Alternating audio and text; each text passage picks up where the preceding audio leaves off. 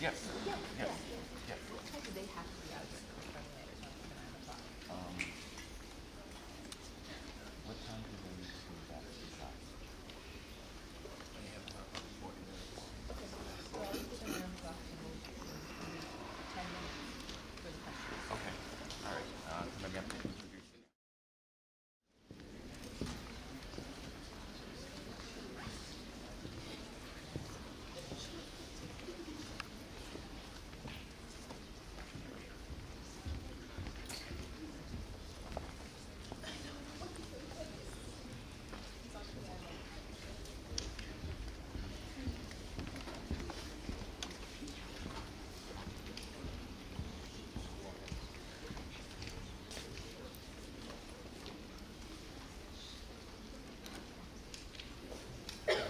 Good afternoon, Falcons.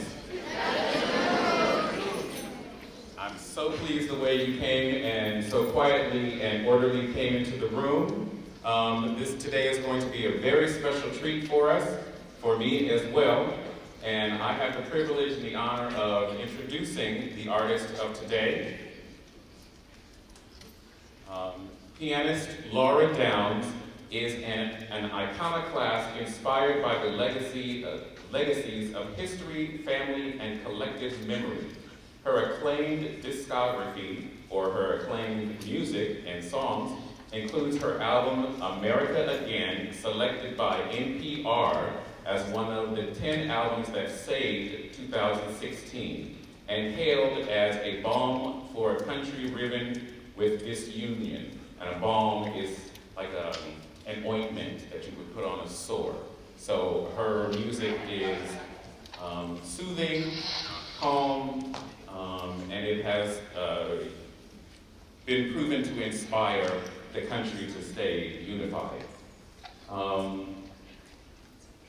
Her latest album, Holes in the Sky, is a celebration of the contributions of phenomenal women to the past, present, and future of American music. Ladies and gentlemen, I present to you Lara Downs.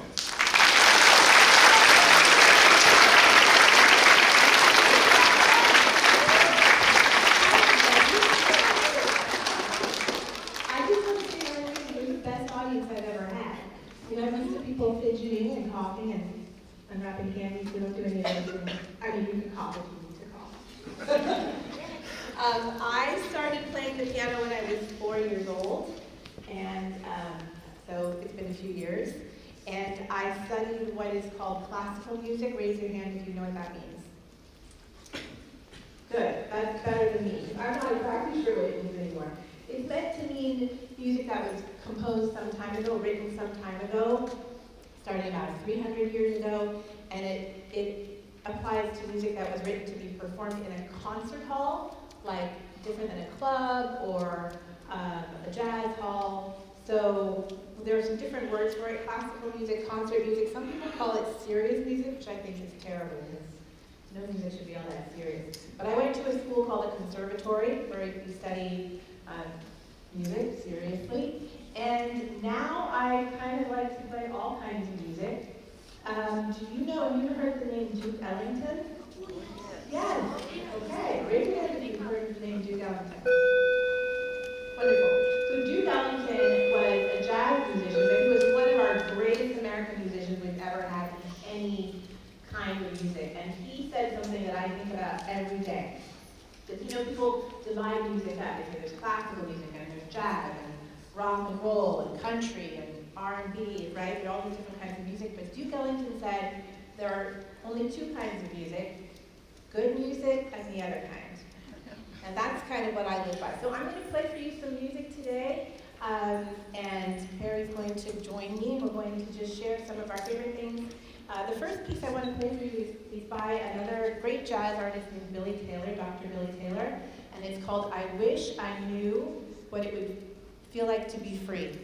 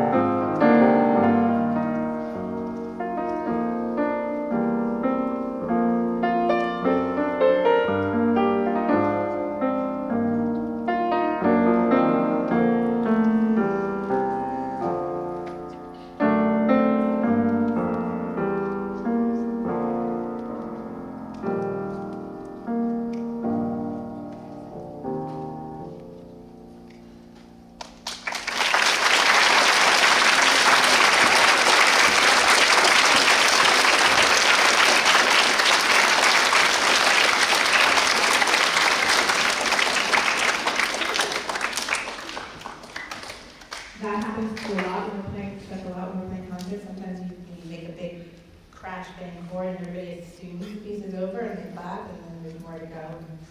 This is very common. So I want to ask you a question. If anybody thinks that they might know the answer, just raise your hand. Why do you think you might call a song, "I Wish I Knew what it would be to be free"? Yeah. I think that they're probably referring to the past. I think so too. What specifically in the past, do you think? Yes. Slavery. Right. So this comes from the jazz tradition, which is a tradition that it sort of belongs to, is originated by African Americans. So it goes all the way back to roots in slavery, as does all of the kinds of music that we call American music. And that's something that I want to try to share with you a little bit today. I'm working on a new album that is a collection of all this music that really, really goes back to our very, very beginnings in America. Do you know that the music of the slaves, which we call spirituals, African American spirituals, raise your hand if you've ever heard that term. These are songs that are sung in church, and they're songs that originated in slavery, and that's really the very first form of American music that happened on this soil, because everything else came from away. So our jazz tradition, our R&B, our soul, all of these kinds of music are really based on roots that go way, way back. Thank you for answering and for thinking about that. I want to move, again, backwards, actually, to exactly what we're talking about. And I want to play for you a song that has its roots as a spiritual all those years back. And something that I want you to think about as I'm playing. When I call these things songs, but am I singing? No. And this instrument, the piano, which makes so many beautiful sounds, is actually a percussion instrument, meaning that all of the sounds that I make are by hammers hitting strings, right? So I'm basically playing a big old drum. But as a pianist, I remember my very first teacher was always saying to me, sing at the instrument. She didn't mean with my voice, she meant with my fingers.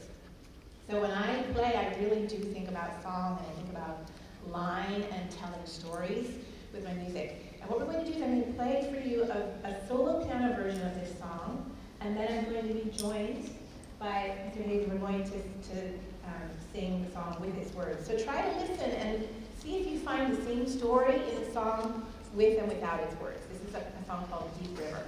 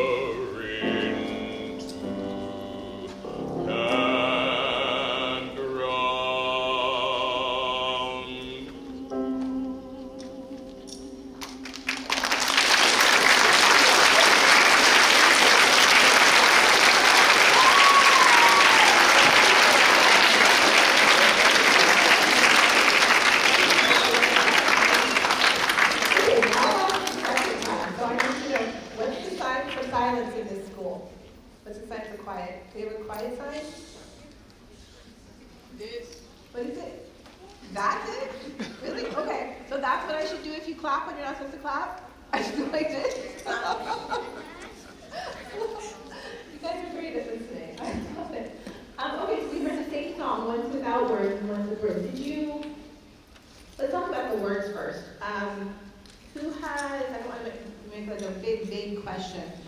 Who can give me a quick plot synopsis of the lyrics of that song? Anybody? Want to try that? What it's basically about? Anyone? It's a lot. So this song is about crossing over the River Jordan to the Promised Land. Meaning there's a better world after, a better life after this life, a better world after this world, which if you were a slave was probably, something that you thought about every day. And then the interesting thing about a lot of the songs is they come back in different periods of time, and they apply to different kinds of freedom. So the crossing over the river to the Promised Land could also mean crossing to the north where there's freedom, right? So there are different interpretations for the song.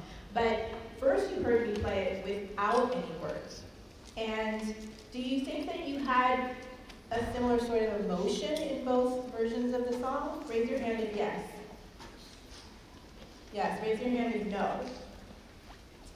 Okay, so more no's than yes. What was different? Who wants to tell me what was different about hearing the version without words and then hearing the version with words? What was your different feeling? Yes? The one with words sounds a little more noisy. Sounds more noisy because it's, more instruments. Anybody else? What about the emotion, the feeling? Yes. Like you could feel it more than just playing on the piano. You could hear the person and imagine what you're saying. Okay. Yes, you can hear the words, and that gives you more of the story.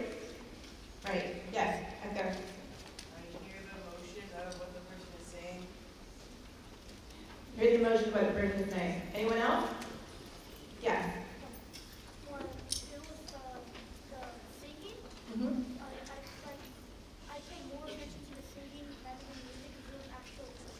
Okay, so I guess I'm just going to leave now. Nobody likes it when I play piano with myself. That was an experiment for me. I've never done that before, to put a song back to back with words. And I think, of course, you guys don't know the music and the words tell the story. But you know what? Whenever I play, I'm trying to tell a story in other ways besides words. So what are some, maybe the word story is confusing. What are some ways that we can communicate without words?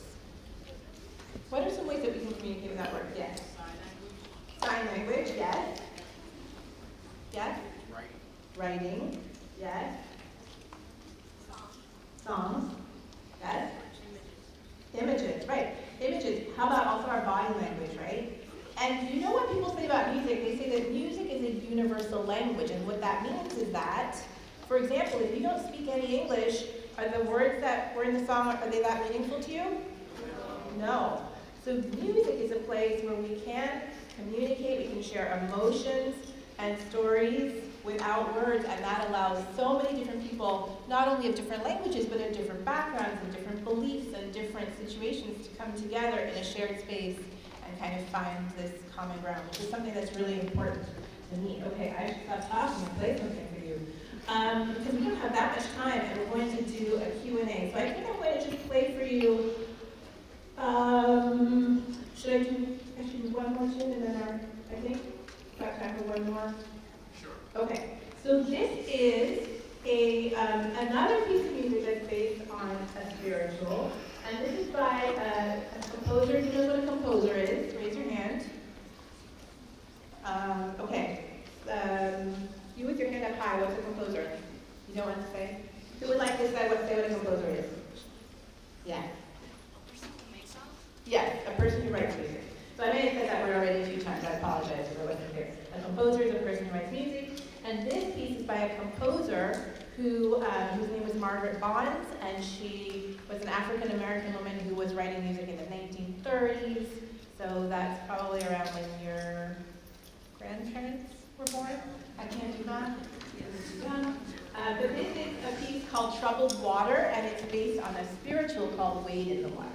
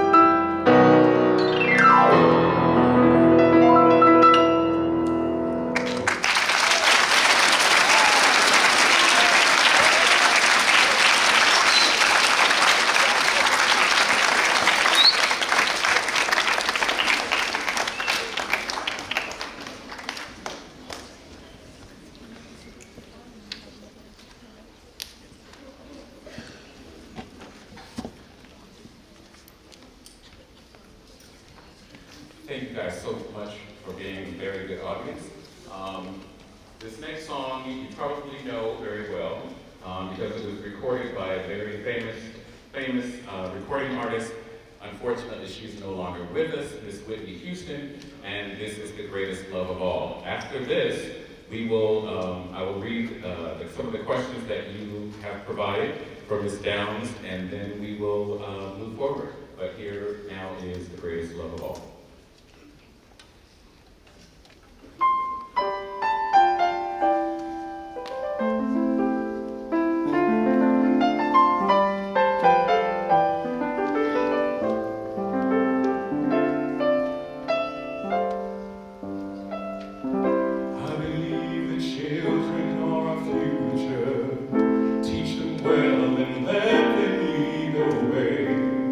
Show them all the beauty they possess inside.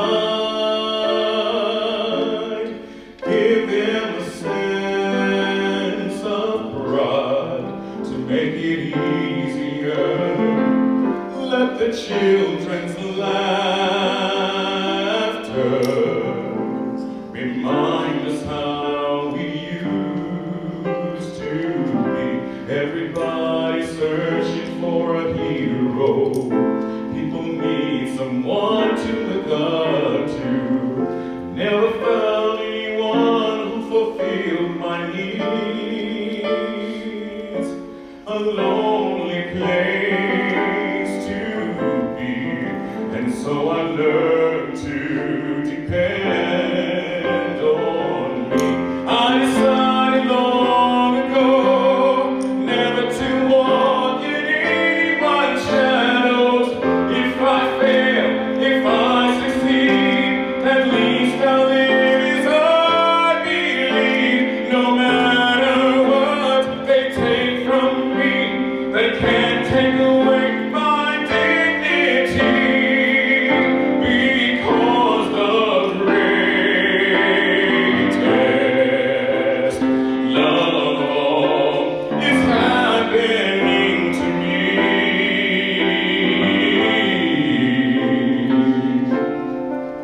I found the greatest love of all inside of me. The greatest love of all is easy to achieve.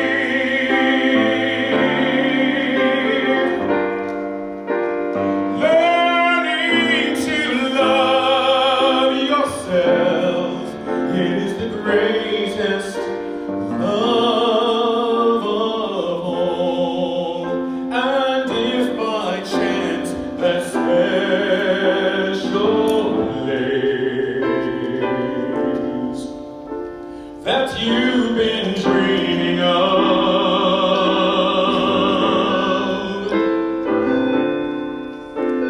leads you to a lonely place, find your strength in love.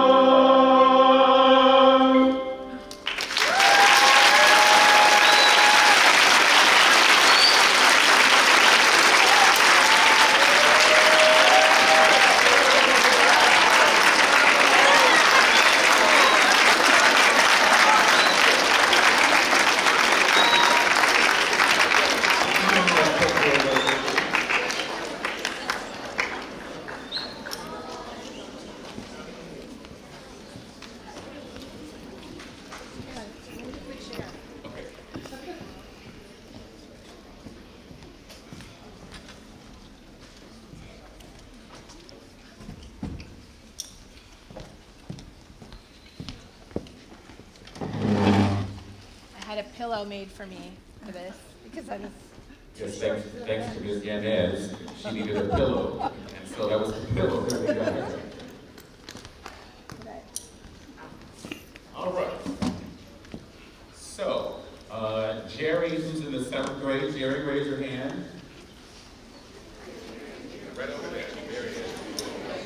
Very apt. How long did it take for you to get where you are now? Well, I started when I was 4, and now I'm not 4. I think being a musician is a really weird thing because a lot of us start when we're really, really young. And I've thought about this a lot. So I think that musicians and athletes and like dancers, people who do things with their bodies, tend to start really young. But if you're an athlete, your career is pretty short, right? You're done by the time you're in your 30s usually. So musicians can start when they're 4 and often keep performing until they're in their 80s. So it's this really, really long life. So I've spent, the answer to your question is I spent my whole life doing this. And then, so as far as learning my art, learning my music,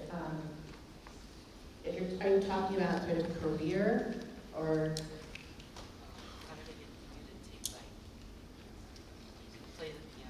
To play the piano, I guess if I started when I was 4, the basics of playing the piano, the mechanics of playing the piano. I know I gave my first recital my first public recital was on TV when I was, I think 6 or 7, I can't remember, 6 or 7. So by then I knew how to play the instrument, but there's so much more to it than that, right? Like anybody, who in this room does a sport? Right. So, like for example, baseball, you start little when you're really little, but if you're going to become a professional baseball player, you spend your whole life learning how to play the game. And I think with music too, it's something that you're always learning, you're always growing. So I'm not done, and I will never be done, because there's always something new to learn. Okay. Henry, who's an 8th grader. Henry, stand up, please. You kind of answered this question already, but it's just when and where did you start taking music? So, where? Yeah. Where? So I grew up in San Francisco, and I'm one of 3 sisters, and my parents kept us at home for school. So I started learning with a music teacher who had come from New York, and she had kind of a new idea about teaching really, really young children. And when I look back, that was really important for me because a lot of teachers will start you just with like really kind of baby songs, and she had me playing music that was really interesting when I was still really little. And more than that, she told me about the stories and the background behind the music, and if you guys are paying any attention at all during my performance, you know that that's what's important to me. So those first beginnings were really important. So it was in San Francisco, and we had at a certain point 3 pianos in our house because there were 3 of us who were taking lessons. And one of the pianos was in our living room, and nobody wanted to practice there because that meant that my mom was like around and she would check up on you. And then the second piano was in a bedroom that had a door that you could close, so everyone wanted that room because you could do whatever you wanted. And then the third piano was down in our basement, which sounds terrible, and it was kind of terrible. It was a finished basement, but in the back of the basement was this like dark, scary area. So it was just very awful and scary practice down there. So we had a very music-filled house. Okay, great. Giovanni asked the question, what age did you start playing the piano? But we already discussed that, at the age of 4. Zelo, who is a 7th grader. Zelo, stand, please. And I'm happy to say that Zelo is in the choir. Nice. Yeah. Right. So Zelo wants to know if you've collaborated with any other artists. I mean, I do this, right? I do collaborate with other artists, and it's one of my favorite things to do. And some of the people that I work with are just teach me so much because they come from different musical backgrounds. Like I work with jazz artists, I work with artists who have their backgrounds in blues music, bluegrass, soul, and it's always an opportunity for me to just sort of widen my perspective and learn the things that they've been learning since they were 4 years old or 6 years old. So collaboration is a great thing, especially because as a solo artist, I travel around the world by myself, and I spend so many hours by myself, and I have ever since I was a kid practicing, so I'm really happy that I get to hang out with other people and learn from them and share with them and make music together. Wonderful. It was a pleasure to collaborate.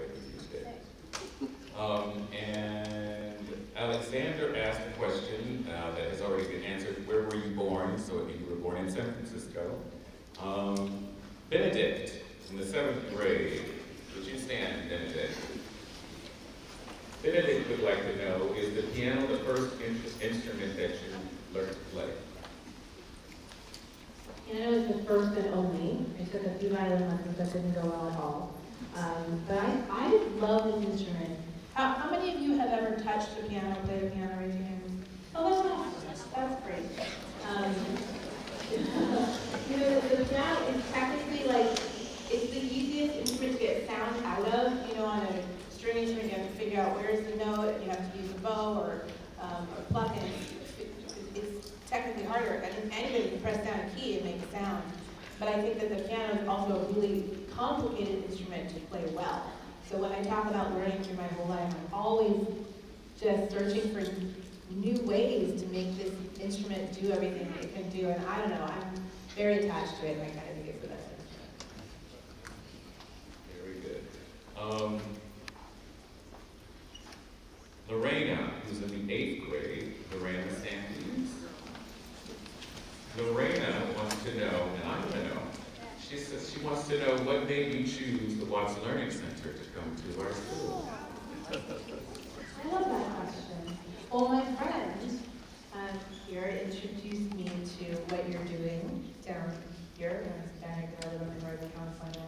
And we were talking earlier, and you know, I feel so fortunate to do the work that I do, to be able to travel the world and share music and play in beautiful concert halls and meet all kinds of people. What I care about the most is what we're doing here today, is to be here with you and open up your ears and your minds to maybe something you haven't heard before, and to just kind of find the space where we all can understand what's happening through music. So when I heard about what this school and all of the things that you study and the mission here, I really wanted to come down and be a part of it, and so I'm so glad, and I hope this is the first of many visits, and I'll get to know you really well.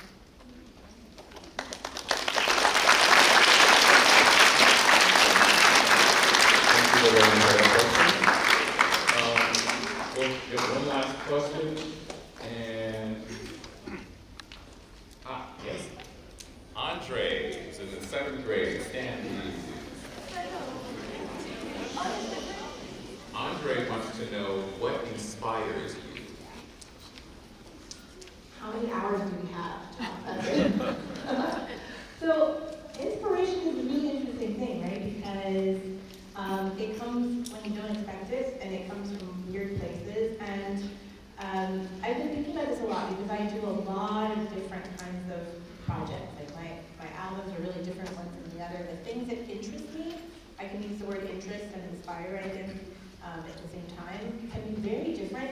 And sometimes it's not until I've gotten into something that I even understand how it's connected to something else. But all kinds of things can inspire me. Interactions that I have with people inspire me all the time. It's an idea that comes up in conversation that makes me curious about how it would translate itself into music. Nature inspires me, and I don't know if that's, you know, a direct inspiration, or if it just, like, being in nature just makes you feel good, and then you're able to touch the good things in yourself. Reading often inspires me.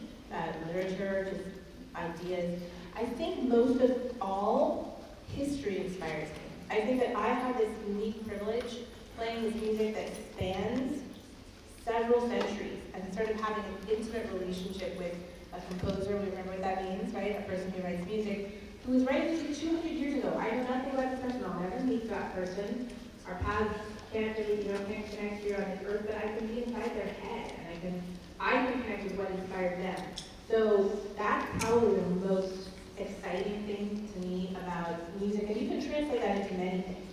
Like somebody said something about visual images. I think that we can have the same experience with visual art or with books. When you read something that was written many, many years ago, but you can find a common place in a story that's coming from another century. Isn't that an amazing thing? Yeah, so I would say history, the past, present, and future, they're all connected. And who knows even what's coming next. Great. Last two questions. Kathleen, 8th grade. Kathleen, stand, please. Kathleen wants to know, what was your life like before playing the piano? I learned how to crawl. Honestly, I can't remember. Do you know that one of my earliest memories actually is before I must have been 2, maybe 2 or 3. And I was at the piano, so I was doing this little music class that you do like little babies, you know, where you get to try different instruments and rhythm and stuff. And I was sitting with the teacher, and she was showing me something at the piano. And there was this little boy who wasn't into it, who was making trouble. He was crawling around the floor. I literally remember this.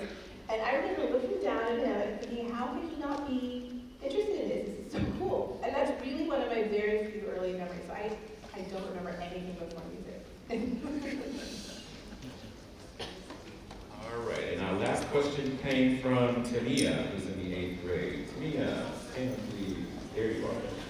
She would like to know, does anyone else in your family play the piano? Yes, so I mentioned that I have 2 sisters and we all had pianos in the house growing up, and they both still play. One of them plays piano and she teaches a lot of young children to play piano. She's so good at it. And then my other sister switched from piano to the cello. Who knows what the cello is? Raise your hand. The cello is another beautiful instrument. It's like a big violin, but which is the mention the word sound. And she has these really, really large hands, which are really helpful in playing the cello. So we sometimes get to play together, not too often, but it's really nice. And yeah, it was important to grow up in a family where we were sharing that. So thank you. That's a nice question. I just want to thank all of you for being such a great audience, for sharing your thoughts, and for taking in something new. Can we take a photo with everybody? Can I go in there? We can take a group photo. You're so right about here.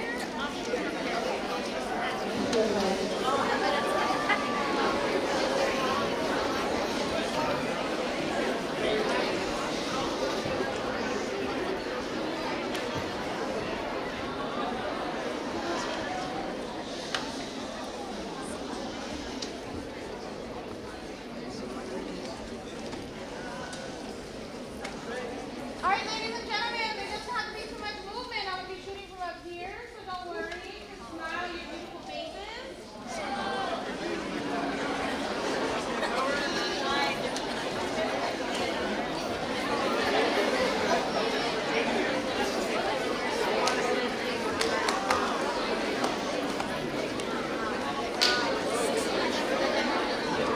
All right, ladies and gentlemen, eyes on me. We said picture time, not chat time. Thank you so much for respecting the space. All right, there's going to be several pictures, so just keep smiling. All right. Keep smiling, ladies and gentlemen.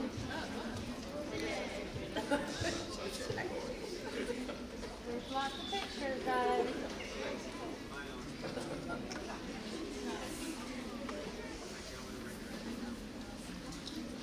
Keep smiling.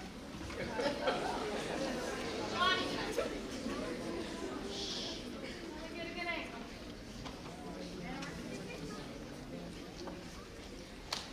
All right, I think that's fine.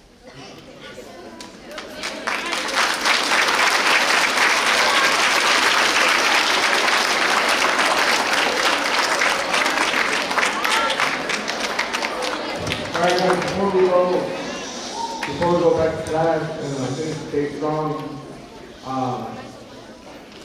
we want to thank Ms. Downs, obviously, but before we do that, we'll save her for last. We'll give her our Falcon best. Board member Dr. Shigardi is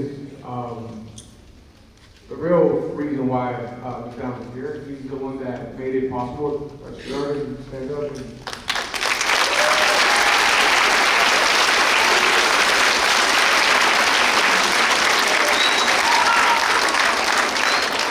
Obviously, I want to acknowledge some of our guests that help us out, that help the school do everything that we're doing. Mr. Ryan Griffin, Mr. John Yeldon, Mr.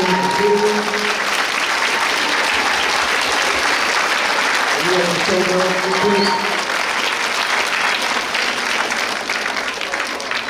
I want to say always thank you to the staff. We have the best staff, we have the best team. We have, yes.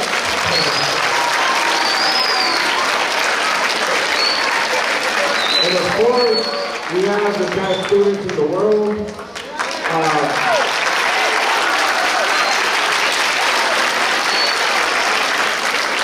I'm a favorite person, and I'll bet you guys and anyone in the world, whether when people come and they say, oh yeah, this is the best, whether they're saying it and they mean it or not, it doesn't really matter. We know what we do every day.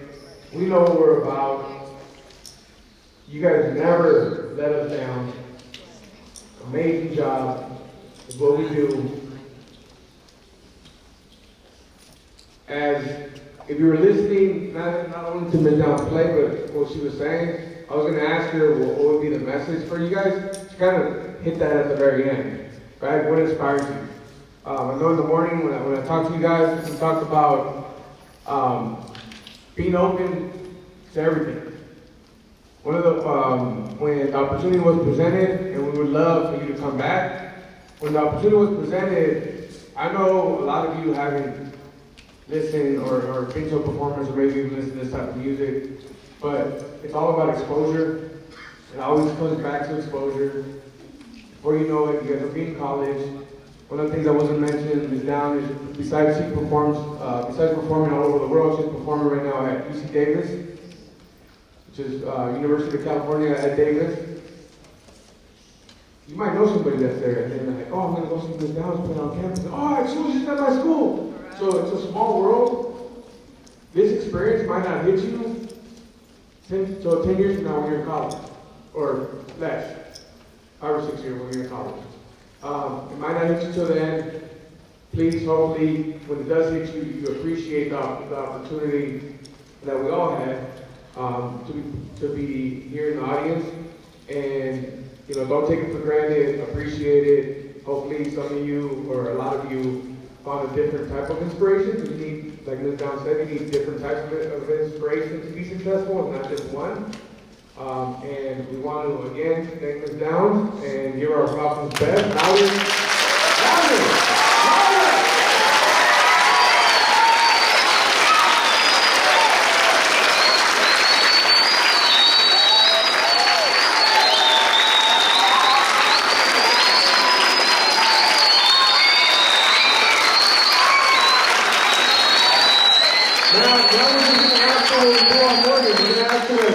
Stand by the door and fist bump 407 Falcons. Even if it's okay. Alright, I'll go ahead. Alright guys, teachers will start one class at a time. And let's finish the day strong. Love you guys.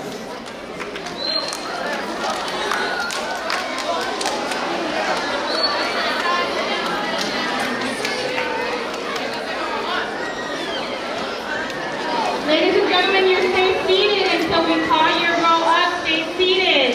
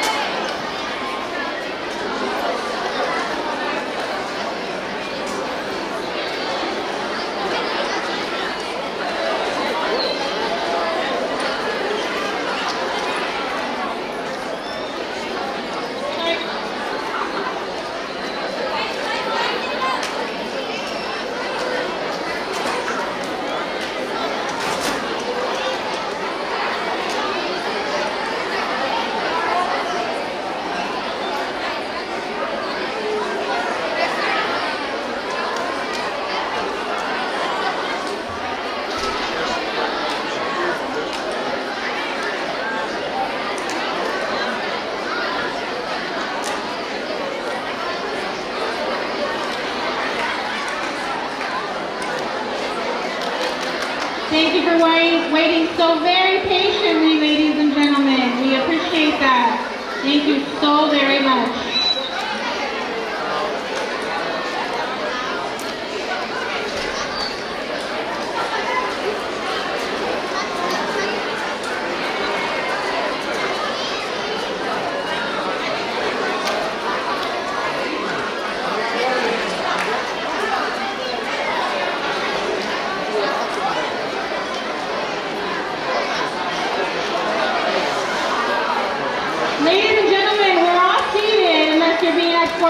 right now. Nobody is standing unless you are walking out with in the sex class right now. Thank you so much.